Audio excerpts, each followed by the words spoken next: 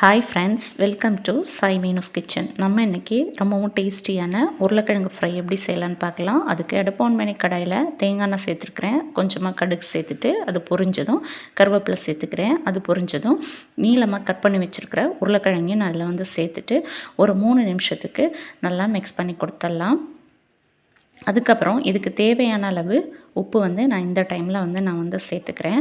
உருளைக்கிழங்கை வந்து நம்மளோட இஷ்டத்துக்கு தகுந்த மாதிரி எந்த ஷேப்பில் வேணுமோ அந்த ஷேப்பில் நம்ம வந்து சேர்த்துக்கலாம்.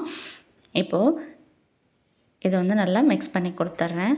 நெக்ஸ்ட்டு இதில் வந்து மிளகாய்த்தூள், மஞ்சள் தூள், மல்லித்தூள், சின்ன ஜீரகத்தூள், கரம் மசாலா சேர்த்து நல்லா மிக்ஸ் பண்ணி கொடுத்துடலாம். அளவு வந்து நான் டிஸ்பிளேயில் வந்து காமிச்சிருக்கிறேன், பார்த்துக்கோங்க.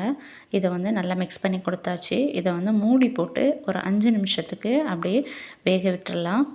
5 நிமிஷத்துக்கு அப்புறம் நான் வந்து ஓப்பன் பண்ணி பார்த்துக்கிறேன். இப்போது ஓப்பன் பண்ணி வச்சு ஒரு 3 நிமிஷத்துக்கு மட்டும் நம்ம அப்படியே விட்டுடலாம்.